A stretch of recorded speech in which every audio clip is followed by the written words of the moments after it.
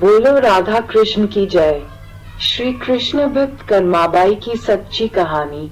राजस्थान के नागौर जिले के ग्राम कालवा में एक जाट किसान जीवनराम दूडी के घर 1615 में एक कन्या का जन्म हुआ। कन्या का जन्म होने पर पिता जीवनराम दूडी को अत्यंत खुशी हुई। उन्होंने उस कन्या का नाम कर्मा रखा। कर्मा को सभी कर्माबाई भी बुलाते थे। जीवनराम दूडी स्वयं एक श्री कृष्ण भक्त थे। अपने घर में उन्होंने श्री कृष्ण भगवान का मदन मोहन के नाम से मंदिर बना रखा था, जहां वे रोज भगवान श्री कृष्ण की पूजा करते व भगवान को भोग लगाते थे। भगवान को भोग लगाने के बाद ही वे भोजन ग्रहण करते। यह उनके घर का नित्य नियम था। इसी प्रकार समय बीतता गया। कर्माबाई रोज अपने पिता को श्री कृष्ण भगवान की पूजा करते देखती, उनको भोग लगाते देखती और भगवान को भोग लगाने के बाद ही वे भोजन ग्रहण करते। यही सब देखते सीखते कर्माबाई का बचपन बीत रहा था। कुछ वर्षों के बाद कर्माबाई के पिता कुछ दिनों के लिए तीर्थयात्रा पर चले गए। तीर्थयात्रा पर जाने से पहले पिता जीवनराम दूडी ने कर्माबाई को भगवान की पूजा विधि समझाई और कहा कि भगवान को भोग लगाकर ही भोजन ग्रहण करना और घर का ध्यान रखना। इस प्रकार भगवान की पूजा और घर की देखरेख का काम छोटी सी कन्या कर्माबाई को सौंपकर उनके पिता कुछ दिनों के लिए तीर्थयात्रा पर चले गए। अब अगले दिन कर्माबाई ने सुबह जल्दी उठकर सबसे पहले बाजरे की खिचड़ी बनाई। कर्माबाई ने खिचड़ी को थाली में डाला, उसमें घी और गुड़ मिलाया और कृष्ण भगवान को भोग लगाने के लिए खिचड़ी की थाली भगवान के सामने रख दी और उनसे कहा, भगवान आपको जब भी भूख लगे तब आप खिचड़ी खा लेना, मैं तब तक घर का दूसरा काम कर लेती हूँ।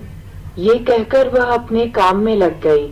कुछ देर बाद उसने आकर देखा कि थाली तो वैसी की वैसी रखी है, भगवान ने तो भोग ग्रहण ही नहीं किया। सोचा कोई बात नहीं, अभी भगवान को भूख नहीं लगी होगी, कुछ देर बाद खा लेंगे, ऐसा सोचकर वह फिर काम में लग गई और बीच में बार बार देखती रही कि भगवान ने भोग ग्रहण किया या नहीं किया। पर भगवान ने भोग ग्रहण नहीं किया था। इस प्रकार दोपहर का समय हो गया। अब कर्माबाई को चिंता होने लगी कि भगवान ने भोग क्यों नहीं ग्रहण किया।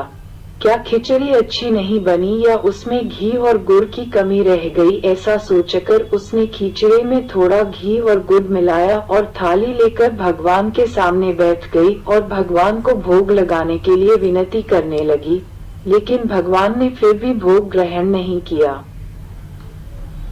फिर भक्त कर्माबाई ने भगवान श्री कृष्ण को कहा कि पिताजी ने मुझे आपका भोग लगाने का काम दिया है और कहा है कि तुम भोग लगाने के बाद ही भोजन ग्रहण करना। आखिरकार कर्माबाई ने शाम तक भोजन ग्रहण नहीं किया। फिर भगवान श्री कृष्ण जी छोटी सी कन्या कर्माबाई की भक्ति से खुश हुए। फिर मूर्ति के मुख से आवाज आई, कर्माबाई भोग पर पर्दा लगा दो, तभी मैं भोग ग्रहण करूंगा। कर्माबाई ने कहा, ऐसी बात थी तो पहले ही बता देते, खुद भी भूखे रहे, मुझे भी भूखा रखा। कर्माबाई ने जैसे ही पर्दा लगाया तो मूर्ति ने सारी खिचड़ी ग्रहण कर ली थी। फिर कर्माबाई ने जब देखा कि श्री कृष्ण भोग ग्रहण कर चुके हैं, तब उसने भी भोजन ग्रहण किया। अब तो ये रोज की बात हो गई थी कि कर्माबाई जैसे ही भोग लगाती श्री कृष्ण ग्रहण कर लेते। कुछ समय बाद जब कर्माबाई के पिता तीर्थ यात्रा से लौटे तो कर्माबाई ने सारी बात बताई।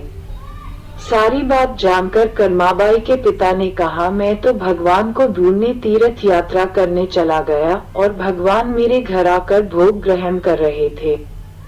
कर्माबाई के पिता ने अपनी बेटी को कहा, तुम बहुत भाग्यशाली हो बेटी, लोग तो दूर दूर मंदिर या तीर्थ करने जाते हैं, तुमने तो श्री कृष्ण जी को ही भोग लगाने के लिए अपने घर ही बुला लिया।